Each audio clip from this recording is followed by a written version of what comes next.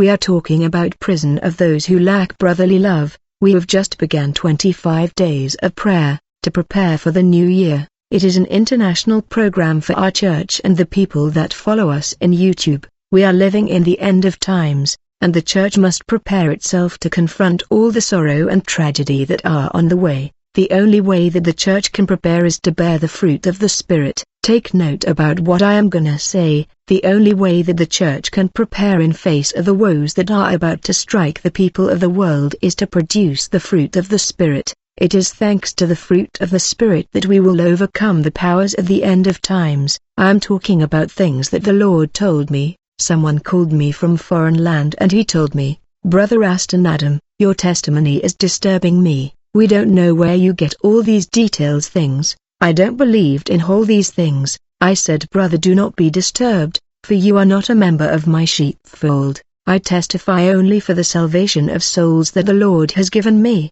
presently in the local church, in Congo and those watching around the world." The Lord said, "My sheep hear my voice and follow me. They are souls that are destined to be changed and saved thanks to my ministry and my testimony. The souls that are destined for me, which the Lord has prepared for me, will hear my voice. I am not interested in people who refuse to believe because I am not sent to them." After leaving the prison of souls that make commitment and fail to keep their pledge, my soul was troubled. The Lord said, "We are to visit more chambers of hell, for they are souls that are to be saved thanks to this report." The Lord told me, "You gonna tell the bride to prepare and be ready, for the time is gone. I am at the door, and very soon I will reveal myself to the bride. Only those who are preparing, watching and praying that will encounter my glory." I was sad looking at the Lord in this place, where piercing screams of damned souls were coming from all the direction. I kept hearing crying sound of lost souls that did not leave me the same and indifferent.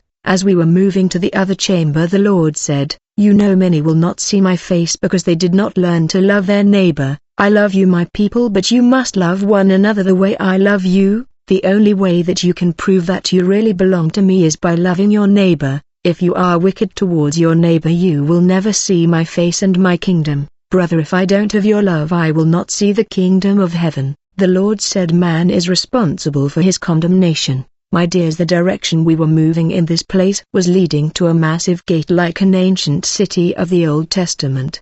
The ancient gate was rusty and old. Quickly I noticed the drawing of human heart in the middle of this old rusty gate. This place was dark and this gate seems to be heated in extreme temperature. I noticed that the human heart that was drawn on the ancient gate was really dark. This in order to illustrate the heart of the souls that were stuck in this chamber. Guard your heart with all diligence, for from it flow springs of life. And I saw on the ancient gate the list of offense committed by souls that fell in this chamber of hell. The Lord pointed his finger to show me all the writing on the old gate. I was stunned to discover that the writing was in Aramean, a terrestrial language. Jesus said, "Don't be surprised, for all the language are created by my Father." I saw that I was able to read this language, though I have no knowledge of this language. My sense beyond the grave was really advanced and perfected. The damned souls inside the enclosure were souls that have committed crimes written on the gate. I kept hearing scream of souls that were in torment inside the enclosure. The first crime and offense on the list was souls that looked at themselves as if they were more just than the other. Brother, you are not more holy and more just than the people you judge and scorn. This attitude is a sin. You are not more perfect than the brother that you look down on. The second crime and offense on the list were brothers who failed to support fellow brother. They were closing their eyes to the poverty, vulnerability and weakness of others, and they had their eyes focused uniquely on themselves, deliberately ignoring people that they could help. We must learn to assist carrying the burden of brothers and sisters. They are brothers keeping money in the bank, increasing their saving, ignoring their neighbor that are in basic need. Many are failing to realize they should bear one another load. The following crime was the souls that could not bear the prosperity, promotion and breakthrough of others. They are always in pain and vexed in their heart when someone breaks through and is promoted. Whenever a brother or sister dressed with a good garment, they tend to downplay and say it's good but it's not good. They talk negatively when something positive happened to a brother. When people prosper around them, they become negative. My dears, we must learn to rejoice with those who are rejoicing and share brothers' happiness, instead of being sad because of their prosperity. The next crime on this ancient door was people who entertain rancor, animosity and wickedness in their heart. They were also those who don't mind the brother and those who don't tell the truth although they were witnessing evil before them. They fail to speak when evil is prevailing. In this list there were those who refused to be told the truth, those who could not bear the truth. They were also brother who wish ill to their neighbor. They were happy when evil befell brethren and their neighbor. They say the Lord has punished them. My dear, we should never wish ill to brethren and our neighbor. Instead of wishing ill and cursing those who offend us, we must forgive them. Yet we keep saying God will punish them because we wish them ill. If the Son of Man has accepted persecution and rejection, how come his disciple would not accept persecution? My dear, we should not wish people ill because they reject us. In this chambers they were also those who no longer love their marital partner though they continued to live together. In many marriages love has dried up and what is left is formality. They were those who hated people under some pretext. They were also those who have stopped doing good, because of the treatment and abuse they suffer from people. In this chamber they were those who love people because of profit and interest.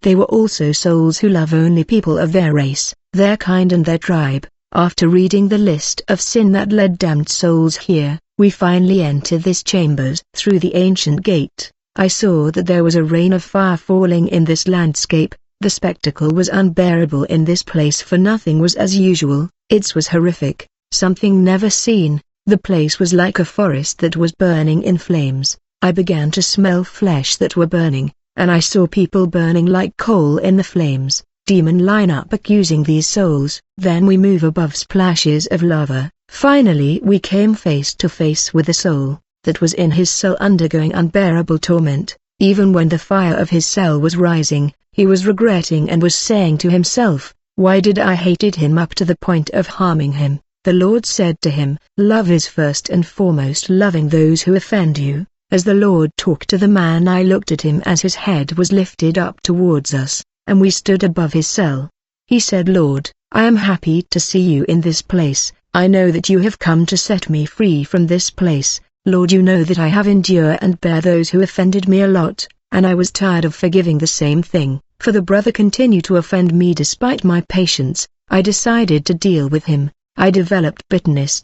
The Lord said, "When you have a good heart, whatever the treatment you receive, your heart will be constant." I asked the Lord, "What has he done to fall here?" The Lord said, "He was engaged, but his friend was continually smearing him to his fiancée. His fiancée was rebuking him because of things she was hearing from his friend. Since his friend kept gossiping and smearing him, he went on to lose 2 consecutive fiancées because of slandering of his friend. When he got the 3rd fiancée, his friend wanted to sabotage their engagement. This is when he got angry and he went on to mount his friend a coup and dislocated his friend's engagement with her fiancée. To avenge the smearing and slandering he suffered from him, he published the photo of his friend on social media to break his engagement. This is because he was tired of forgiving the wrongdoing of his friend. When we forgive, we have to bear the injury. Love is about bearing the brothers. When you say something to someone who took it badly and misinterpret it, you have to bear him. When we went to the next cell, I saw a damned soul inside a cell of iron bars that was like a cage. His chest was bumpy. I saw shadows that surrounded him and they were piercing him on the chest. They were saying one after the other, "I told you this and that but you would not listen. We forbade and told you not to do it but you went on to do it." When this soul saw the Lord Jesus Christ, he said, "Master, take away this chest of mine, for I cannot bear it." Jesus said, "When you were alive you never wanted people to tell you the truth. You should have bear the people that were telling you the truth. How many people have you chased away from your life because they told you the truth? Whenever you misbehave and people rebuke you, immediately you get angry against them. When people tell you that you are doing bad, you label them your enemy. You think those who are your friend are the one hiding the truth from you, yet friendship implies telling the truth to one another. When your friend failed to tell you the truth, he is not your friend. Many people like their friend to live with them in lies and hypocrisy. The one that love you is supposed to tell you the truth. When a friend of yours keep quiet when you are misbehaving, saying, "I saw that what you did was wrong but I did not like to say it," He is not a friend. The one who love you is the one who tell you the truth when you are in a wrong path, even if you won't like it. But this soul was hating all the people telling him the truth. He thought he was always right. Beloved, often people that observe us are the one that know us. When they make a remark about us, they can be right. Don't see yourself always right in your own eyes. This man fell in hell because he could not bear rebuke. Jesus said to him, you rejected those who tried to bring you back to the right path. Sins are found in your heart. It's too late for you. I was watching this man with the Lord and I said, Lord, what has he done? The Lord said, he was scolding those who tried to advise and bring him back to the right path. Whenever a person tell him that he was wrong, he would get angry against the person. The Lord said, the shadow that you see surrounding him and piercing his chest are the people that were advising him when he was alive on the earth, that he was chasing away from his life. The Lord told me, when someone tell you the truth about a fact, the words that he tell is already a judgment against you. When someone tell you that you are wrong and that what you are doing is wrong, when you refuse these truth because of your heart, understand these words of reproach and rebuke that you are rejecting are themselves a judgment against you. And these reproach and rebuke that you are rejecting will appear on the day of judgment in order to condemn you before God. Therefore be thoughtful when someone tell you something. Then we saw a soul that was tired in his cell. I learned that he no longer had affection in his heart for his father.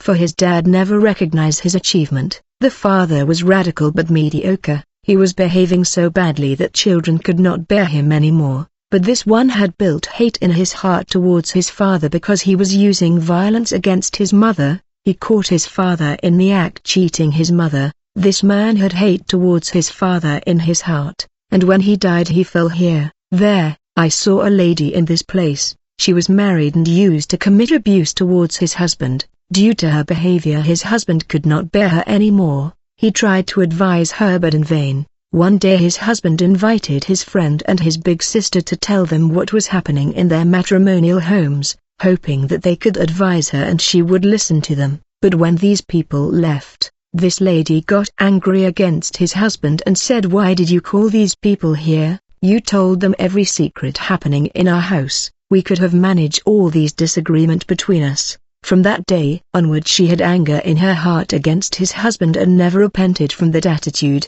She was still in her matrimonial home but love was gone. Like in many homes, the Lord said, when you lose love for your marriage partner, this is already a judgment, for it is written, you will love your neighbor like yourself. How much more your husband? Love is irreplaceable. There is love you show God and there is love you show your husband.